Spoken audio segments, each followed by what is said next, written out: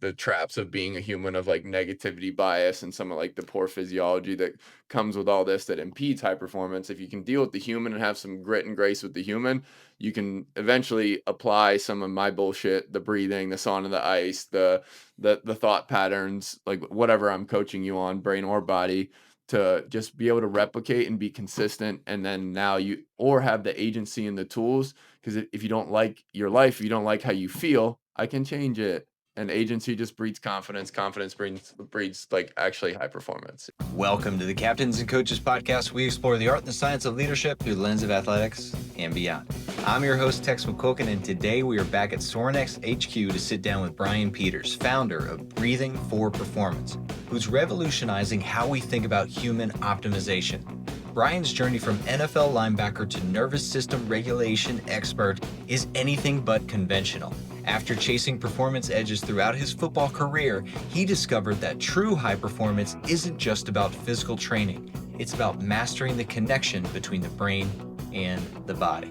Now pursuing his master's in applied psychology, Brian travels the country in a 26-person mobile sauna, delivering workshops that blend breathing techniques, sleep hygiene, and nervous system regulation to everyone from professional athletes to firefighters to business leaders. His philosophy, human performance is the foundation of high performance. Get ready for a conversation about becoming predictably excellent in every area of life. With that, let's throw it out to Brian to help us raise the game. Ready, and rake. And that the sync sound. Yeah. Yeah. Live at Summer Strong with Brian Peters, and we were having some great conversation before the show.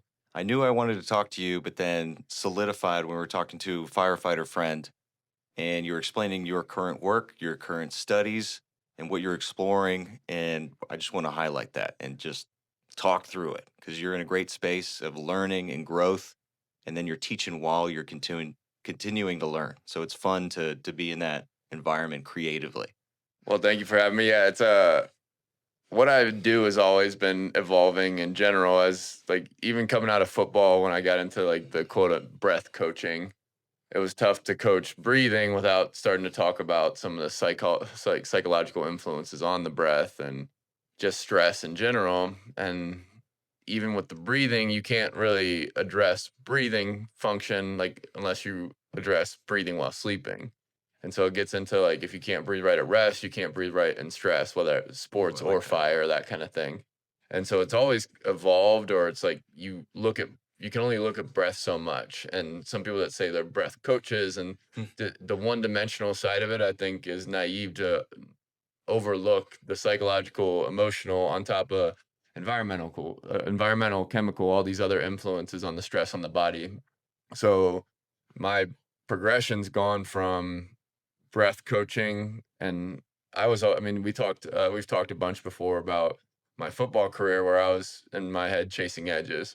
And so I found sleep coaches. I found it was hard to find breathing coaches at the time back in like 2015, but found Brian McKenzie and Larry Gabby, Dr. Belisa, like all these awesome humans there. But I had Dr. Serrano in my corner since I was 16 doing blood work. But I found Nick Littlehales to be my sleep coach, and then had him on the podcast a while back. And just from his book Sleep, all this stuff just kind of collided into like my coaching style, which is just like, okay, like I'm just trying to optimize myself and others. I'm not just a breath coach. And so now it's turned into this encapsulation of nervous system regulation, but also, as we talked about earlier, I'm going back to school for applied psych, my master's in applied psychology now. And with coaching the breath and the physiology and the sleep hygiene, now it all just kind of creates this picture where it's like, okay, if you can understand that the brain and the body are a two-way street, you can think yourself into bad physiology, and the physiology and or unconscious physiology can influence your psychology and your stress. Let's find some defense on both ends and give simple, again, like I'm a dumb football player that just takes information from smarter humans and tries to translate it back to the people I like, you know? Yeah. And so that's my mission, is to like just bring back easy, applicable information, get all the crazy breathing stuff out of the way, and just show you it's 8 simple buttons. And then sleep hygiene is not rocket surgery either. I'm a big return to nature and figure out, like, again, like we know, I think we all know these answers in some way, shape, or form, but however we've been programmed, whatever we've counted as easy or comfortable environment, or just accepted the environment we chose, or like we live in, or people told us we should live in, or Hmm. work puts on us, or whatever, just like add more consciousness and awareness to your life. Breath's a really easy place to start there, because this is awesome pause intervention. And so now, okay, how much of my life can I make meaningful? How much can I be conscious of? And breathing and the environment, I think, are the most worthy endeavors to start. And so Yeah. that's what it starts to get into a lot. So it's hard to say, hey, like breathe with Brian. Oh, And that's a great tagline, though. no, I mean, I've gotten nicknames like Ohio State baseball and soccer called me nasal breathing Brian. Um, just one of my sayings to myself is just breathe, Brian, like that kind of stuff. And there's a bunch of more aggressive lines and nicknames that come out of like my workshops where, because That's right. part of them. Never mind, I'm not going to get too crazy on all the nicknames, We'll but call it candor. yeah, But that's a way that you're connecting with the students and you're open to that versus putting any walls up. You're not allowing your past experiences to then prevent any connection or education or anything get in the way of your mission, which is great. yeah, and but I think that's one of the art forms of coaching, anyways, which Hmm. we've talked about before as well. Is like coaching is an art. How you connect is an art. How you storytell is an art. How you deliver information is an art, 1,000,000%. Because like I've heard nerds translate statistics, and maybe like a hot take is that like I don't know if Andrew Huberman's a great coach, but damn, that dude's smart and like translates information. But is that coaching? And so like there's protocols, and then there's like productive coaching. And like Hmm. I'm not hating, like I listen to almost every podcast. Like I'm a huge fan. So in that realm, it's just like the art of coaching to understand a human. So a big part of like me coaching coaches is you have to learn the learner. And a lot of coaches are regurgitating and living in patterns that they learned from the other hard ass coach or whatever, as opposed to, okay, when's the last time I asked these kids some fucking questions? Or these adults, like when's the last time they questioned their systems or their thought patterns or their sleep, you know? And so now you find that like if you learn the learner, which is I start all my workshops asking questions to the room so I can understand the stressors, the set points, and then or just the narrative they have that they can't do something, particularly like the firefighters and oh, I'll never be able to play catch up. And it's like, okay, well, like there's a floor and a ceiling to what's your capability in these environmental and the life you chose. But you Hmm. also chose this stressor. Like you chose the lifestyle, you chose the crutches inside of it. And so now how do we eventually find a system that is sustainable? Hmm. And so anyways, like I'm ranting, but I think the coaching side of that is super important. Like Hmm. and I won't reference Summer Strong where we're at, awesome event, but one of the speakers yesterday addressed that is like what do you use this messaging for? What do you use this tech for? Like, be very conscious of where you spend your time, effort, and the awareness of how you connect and the power of coaching. Like he kind of Andy Galpin wrapped up his presentation with saying that coaching is this massive lever and the use of technology and the use of with the outcome of improvement. So I think it's really important to understand that in this world of a lot of information, like not again, not hitting on podcasts or YouTube or anything, the personal connection, like I think you let all this off with like being vulnerable enough to connect with somebody for them to trust you. Hmm. I think it's really important because I think a lot of people demand trust that they didn't earn. And me coming hat in hand and just like I'm trying to help. Like that's why it's hard to again say I'm here to help you with your breathing, but I'd like you to help you with whatever translates to my world. Yeah. I know. Sorry, that's a lot. Well, and to reverse engineer from vulnerability, like a big point of me always aiming to do in person podcasts is just that. Like 93% of communication we lose in Zoom. So if we're in an environment like this, Is there see stats it. on that? Oh yeah. Yeah. Oh, this is great body language and communication because you're reading me, I'm reading you, whether we realize it or not. And now translate that into teaching big groups and coaching big groups, coaching individuals within that big group. So this is the cool thing about leading seminars in person versus I asked if you had online education, you're like, no, which is awesome Yeah. because Oh, you're aiming as a business model, probably not the best thing. It's more of a yeah, but I mission. love I love what I do, but I do think I should scale just because some of the information's with the feedback I've got's relevant. but at the same time, I love what I do. So it's like, And you're still evolving this, mm, and it's reading and then giving the people exactly what they need. So as you hone the message and realize that there's, okay, this group needed this.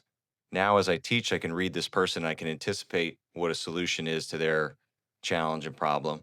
So as you go through and build your methodology, you're going to start to see this and continue to grow in your own education and development. But then it's just like coaching. It's reading, it's anticipating, and think back to the great coaches you've had. There's been systems in place where, okay, this kid comes in at 18. All right, he's in this position. He needs to do this program. So it's the same thing. You're building the programs that these people need to be on. It's just you're exploring and chasing edges that yeah, haven't been covered yet, which is cool. yeah, it's fun. It's just, yeah, what I've learned from great coaches is like there's principles inside of it, and then they can coach around them and bring these humans back to a principle Hmm. or a capability of control in my realm of like nervous system regulation in that realm. So, yeah, that's definitely what I'm doing. It's always fun to operate in the gray. It's not gray, but it's like an example of this is like I give these workshops all the time across different sports and different like uh occupations from business to fire and that kind of thing. And I don't think I've ever given the same presentation twice. And so the bulk of the information gets out there, but it always is just like adaptable and tailored. And I think some some of the presenters here, like obviously I've been under Serrano's wing for a long time, but you saw he just gets up there and goes and like he's earned the knowledge to apply the remedies in real time and hopefully translate them back to an entire room of people. And that's why I'm going back to school for the applied psych is because I keep with the physiology traps and impediments and all these things. I keep running into psychology because I Uh-huh. can't like I can fix your breathing, but if the brain tells me to like like respirate this way, it's tough for me to change or trust. Tough for me as a coach to like hold on to your hand all day and say, "Hey, this is where you stop." We can talk about them. We can find these pauses. We'll schedule them. Like we'll find whatever works. Or and same with breathing and every human in training. Like everybody responds differently to the stimulus. So let's find something you like, find something you'll do, and like replicate and repeat. And it's just like in that realm, it's all. That's why I like the one on one work. I get a lot out of because you can actually like fingerprints on like Yeah. solving problems. You can ask way more questions to the people, and I think like coaching it should be a little more emphasis on the art of questions.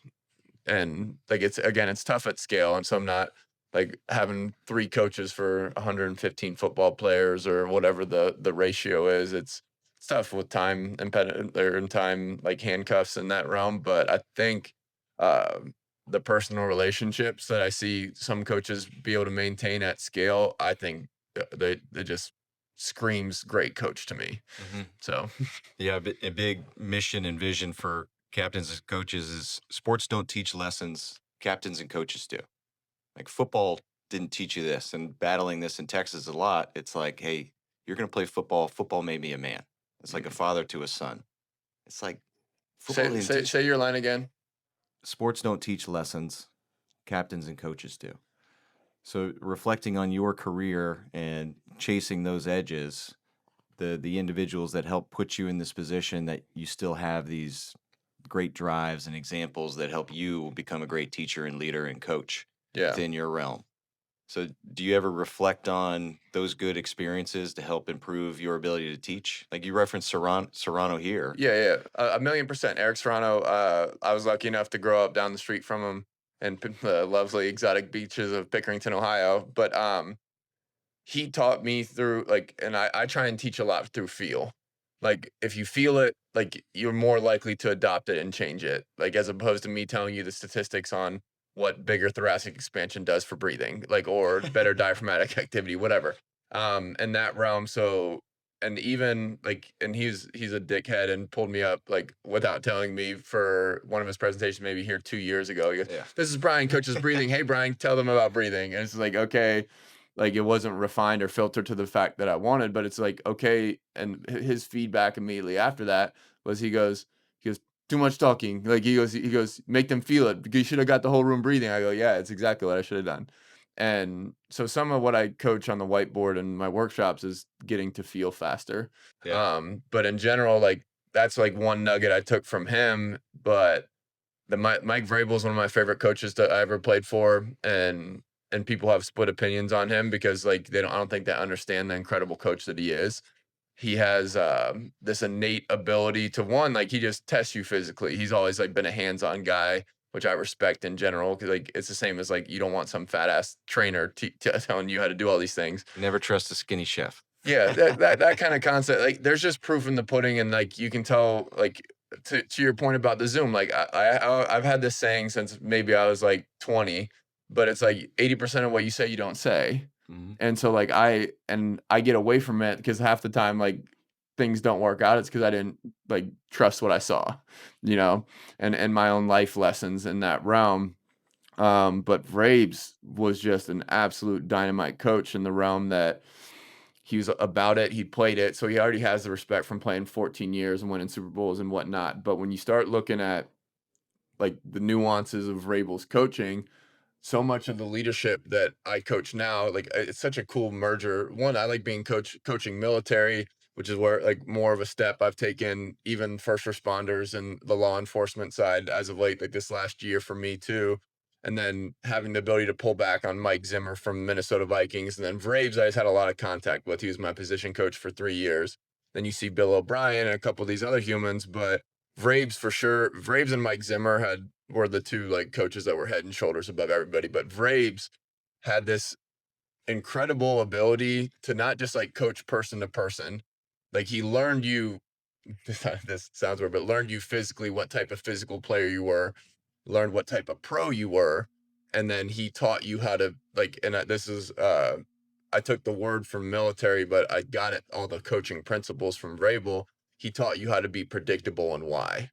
And like predictable is not usually a word that's attached to a pro. It's like it's just consistency's brother in that realm.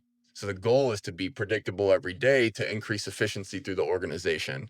Because if they know what Brian they get today, like they don't have to waste energy to bubble wrap and soft serve and then like over talk to a kid they don't think get. Like if you're a pro that's attentive, energetic, high effort, high give a shit factor, like okay, one as a strength coach or any that I know what feedback I get. I know that's not Brian giving 9 out of 10 or a 7 out of 10. No, I get consistent 100% effort feedback, even if it's not 100% effort activity I'm asking you to do, but I get 100% accuracy. Mhm. And so the same thing goes in the realm of mental performance and high performance sports, where I consider high performance and professional sports nothing more than fast-paced decision making. Like it's between the ears that separates everybody. And so in that realm, they paid Brian Cushing $12 million and me league min for a reason. My brain wasn't there yet. And that's where I found some of the breathing and physiological control and learned how to be a pro under guys like Brian and Vrabes and a bunch of other coaches. I'm leaving 100 humans out. But in that realm, I've through my own process developing from like a safety into a linebacker, because I didn't really play linebacker till I was in the NFL. So I was on a fast learning curve, but I learned all these beautiful principles of how to coach and lead.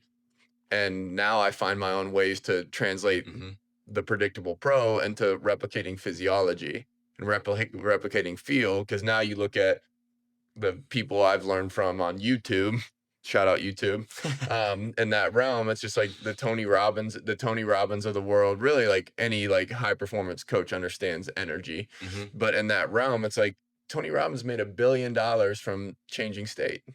from understanding psychological frameworks and very common traps. I'm just like, I take and then like, I think the creative process, anyways, first you take and you learn, then you create, then you innovate. And I'm trying to innovate the messaging and the art to figure out how to reach humans where they're at, how to like fish for better answers in the moment, which we kind of talk about. It was why I ask questions, but the whole goal is to make them consistent because the psychology, which is a big part of what got me into psych again, is um, one of the biggest remedies for some of the not crazier, the more dynamic brain Okay. diagnoses diagnoses in general, like the bipolar schizophrenic, some of it is like an anchor wake up time, consistent physiology, consistent sunlight. These things became remedies for the psychology, just further illustrating this connection that is lost or overlooked in the realm of like generating predictable pros, predictable humans, because that like this applies to everybody. You want to be a predictable significant other, you want to be a Hmm. predictable dad, and so part of what I coach bleeds into all that. So it's like I'm coaching firefighters, I'm coaching athletes, but really I'm just coaching humans Hmm. because my stance is that like the human comes first. Like human performance is the foundation of high performance. So if you can look at the human for what they are and teach them how to be a human and have some grace for like like the traps of being a human of like negativity bias and some of like the poor physiology that comes with all this that impedes high performance. If you can deal with the human and have some grit and grace with the human, you can eventually apply some of my bullshit, the breathing, the sauna, the ice, the thought patterns, like whatever I'm coaching you on, brain or body, to just be able to replicate and be consistent. And then now you or have the agency and the tools. Because if you don't like your life, if you don't like how you feel, I can change it. And agency just breeds confidence. Confidence breeds like actually high performance. Yeah. Time out. Let's take a second to talk about the Old Bull training program. This is an online strength and conditioning program that I'm writing for myself and handing to you. I'm a former collegiate athlete, strength and conditioning guinea pig for the last 15 years. I'm feeling every game, I'm feeling every training session and exploratory work that I've been through. Now I take all those lessons and the feeling and the pressure and the corrections, and then I hand it off to you. What I love most about the program and highly encourage people to do is film their lifts, post it into the feed, and then we give them fast feedback to help them correct those lifts. Why I love that, everyone else gets to see those lifts, they see the coaching cues, and they're starting to learn and develop their own coordination and maybe seeing something that someone else is doing that they can feel for. That's the beauty of this program. It's constantly evolving, and we're having fun there. That's the also the thing. We're having fun. There's a great leaderboard, and people are finding others to compete with. I love the program. I'm out there doing it with you, and I encourage you to train with me, not for me. For a free trial, 7 days, click the link in the show notes. Try the Old Bull program. And now, back to the show. Ready, and break. I love it. Long, So, long rant. Yeah. yeah, and I'm finding connections to my views in it as well. Ultimately, leading with high schoolers, we want to lead them to responsible decision making.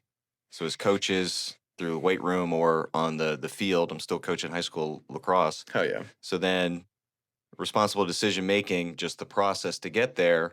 That's ultimately the tools and the conscious, and then hearing coach in your mind when I'm off the field. So decisions on the field, I trust myself. Decisions off the field, I still hear coach. I'm not making the decisions because I don't want to make coach mad. I still see the model that they represented that can ultimately keep me safe off the field and good decisions. Yeah. It's dude, what was the line Pat Payne said yesterday that I really like that I think is deriving like deep into leadership. Um, it's the organization or the mission moves at the speed of trust. Hmm. And I was thinking about that last night. And but like as a coach, you got to communicate that model because I like that model. Like I don't want to be thinking about what coach is thinking on the field, but I also like as a player, I was never as smart as my coaches. Like I'm not even by a fucking shot. So like I need to be able to like change my in my mental skills. I like want to change masks where it's like okay, warrior on the field, like Hmm. like it's almost like you downgrade yourself a little bit out there and then put the armor back on when you step on the field. But can I hear coach? Can I take criticism? Can I have a negative feedback tolerance to actually take the criticism and apply it fast? And because I think the beauty of football, anyways, is that fast, explicit communication because it solves problems really quick. And I think the whole world could take some fucking lessons from football in that Hmm. manner. Is like, hey, like none of this is ill will. We're just trying to solve problems fastest. Yeah. And that's where coaches, like great coaches, solve problems. They can see the play from the sideline and know the problem. They can see it from up top, communicate to the sideline and tell them how to tell the player to coach Hmm. or how the coach to coach the player or whatever, or get him on the phone, There's all these dynamics in football, but it's I think that's again the art of coaching. But it's like particularly at the high school and the young collegiate level too, of 1,000,000% every level, honestly. But being able to communicate that or develop a system that breeds that inside of a team is an art, and it's again a worthy endeavor in the art of it because if your players like have that level of trust. Hmm. Not because like I'm talking about trust in themselves too. They know their skill and you've developed the tools and talents and comms for the players on the field too. Then when they get off, they already know, like, hey, because Mike Zimmer. So this bring it back to other coaching things. Mike Zimmer was one of my favorite coaches from an installation standpoint of defense. He trained like he and his beautiful installation of his defense. He held the safeties accountable for knowing what the D line was doing and vice versa. And so he'd have questions and he'd follow up the next day if that guy got it wrong. And if that guy got it wrong, he'd ask another guy, but he'd tell the guy that got it wrong, I'm asking you tomorrow or 4 days from now if you don't know problems. Right. And so like the D lineman knew the safety's landmarks on cover two. The linebackers knew everything because they obviously communicate both Both. ways. Yeah. And so it led because like their linebackers and their this downside swing safety are like the playmakers usually outside of like the D ends in general. But a lot of communication happens because they're actually playing war games. Like you'll see some defenders check when the quarterback checks protection, and like you see the point. Mike Zimmer's defense was dynamite in that the opportunity for the defense to play more chess than just reactive checkers. Yeah. Because now you could play off of the center point, like like two linebackers. He was one of the innovators in that, like eight up front, let alone like the two walked up linebackers on the center. You have one guy drop, and then now you get to start playing with some outside linebackers and all this stuff too. But besides the point, beautiful in a hard defense, but because he installed it the way he did, and we all had trust that, and everybody, and like I was there for a year, and I saw this, and I just was in awe of it at the time because I saw it in the preseason a little bit, but you have a kind of a mix of guys playing. They put me on the practice squad, and I was just I was on the sideline for the games, and what I saw in real time was everybody was accountable because they knew. Hmm. Like the if the D line, like sometimes you can't see the D line just like in their gap and that kind of thing. It wasn't usually that, but the safety could call out who was out of their gap. Linebacker could call out who wasn't in their zone. Why the ball was able to get over them or underneath them because some guy didn't get hit, and it was just like, oh shit. And then like obviously like it seems like some of it got mixed and lost because Zimmer's no longer there, but Zimmer's still calling NFL defense because he's a beautiful coach. Yeah, it doesn't mean Yeah. he's a bad Yeah. coach. A lot of circumstances out of control. But think about that accountability up and down the levels on the field. And then in life, who's calling out your BS? And you may think you're in the right position in life, Yeah. but who's there? And it's good teammates, it's good uh, family, it's good just I mean old school teammates you're still boys with. Yeah. If you were acting out of character, they'll step in line, right? They'll step up and remind you like this or that. So it's necessary to take that feedback where you are at a line, one step to the left, one step to the right, or behaviors on and off the field, and you can accept that and make it a better decision because you've done the work together, right?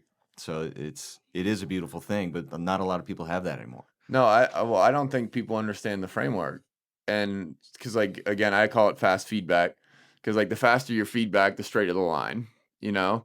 But a lot of people don't have coaches, don't have people holding them accountable, friends, family, whatever. It doesn't matter. Like feedback comes from everywhere, even like negative results and negative feelings in that realm where it's like, okay, yeah, like I drank alcohol, I have a hangover, like that's negative feedback, but it doesn't change a lot of behavior. Hmm. In that realm, you need faster feedback or feedback with more meaning. Well, hey, your drinking's causing a problem with the family. Okay, now I'll change. Or like you have no money in your bank account because like again, you're an alcoholic or something. Again, extremes, but it's like, okay, that's where it's like I steered so far off the path that these little redirects of a hangover didn't get me back, and then now I'm just in the gutter. And on alcohol, I just ran with the analogy, but it's like with every skill, everything we hold true, like family or a relationship or anything, and that's why like I'm a big believer in communication across all platforms of life in that realm because if you in essence don't give people negative feedback or communicate like because like you're not wrong for feeling any of your feelings, some are accurate, some are inaccurate, but if the person doesn't know that these feelings are coming up, whether it's a coach, a lover, anything like that, they're just going to breed resentment and or doubt in what they think versus what you say. And Uh-huh. so you're trying to close this gap and steer back to the line that where whether how what because how many times have you had a player like ask you a dumb question, but like it redirected their play.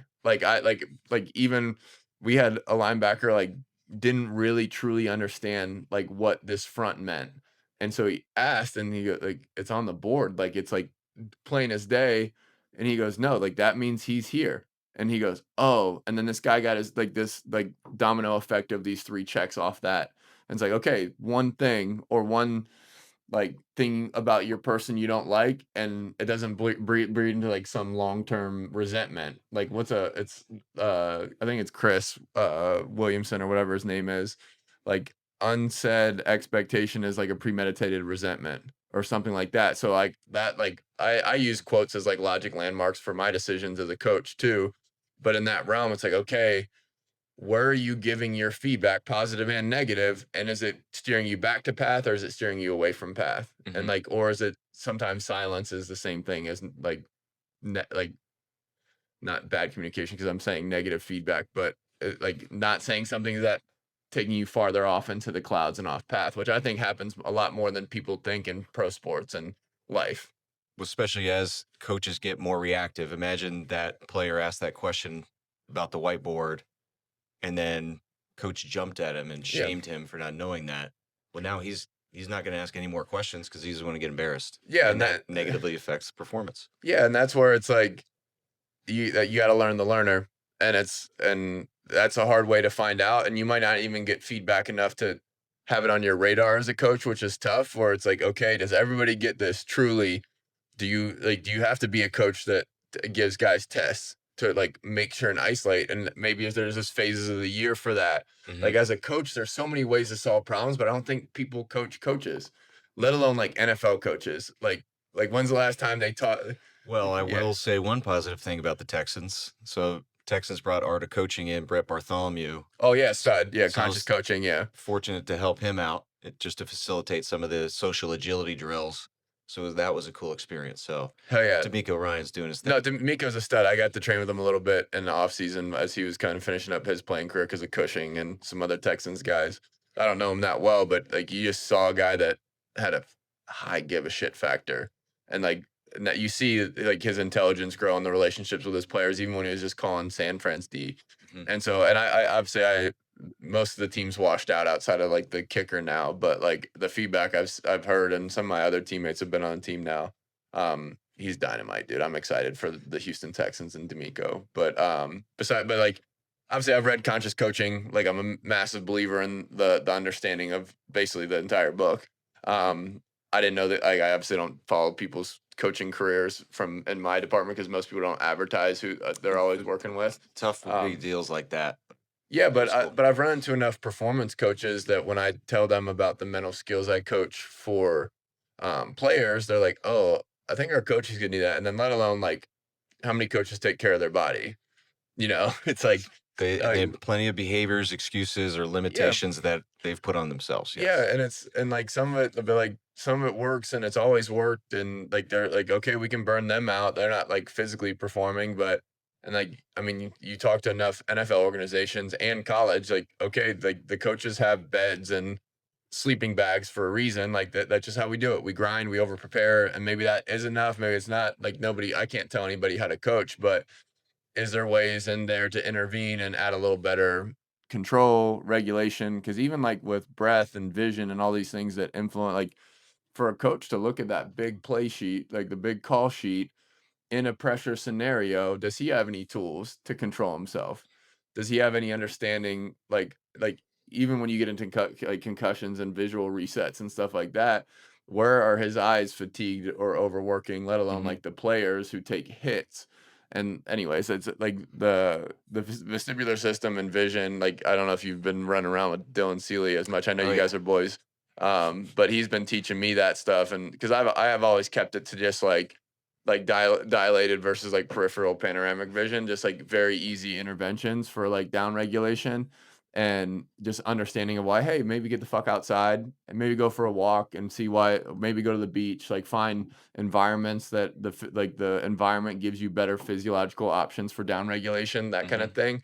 But now when you get into eye tracking, let alone like impediments or like I got into it initially, not to rant, from a couple research articles. Dylan invited me down to Dylan and Curtis Brackenberry invited me down to Cincinnati to learn from Dr. Clark and understanding sequential processing and how to improve decision making from a time and close that gap standpoint. I go, okay, why am I coaching breathing? This is way cooler and like way more important Yeah. for hockey and like NFL like quarterbacks. Like, oh, maybe I can like anyways, I go through these rabbit holes of excitement, and then I was like, all right, stay in your lane. Like this is way too big brain stuff. But I like understanding surface level of certain things and finding I just ask smarter people for lower hanging fruit Yeah. in the regard of like, okay, can I take this back and can I explain it and is it right?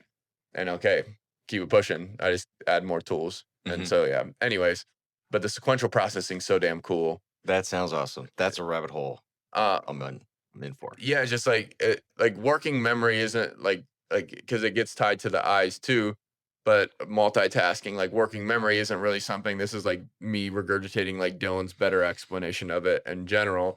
But most people think like multitasking exists, but really it's not. It's like one, two, three, four, five. Like it's Hmm. like A, B, C, D, E.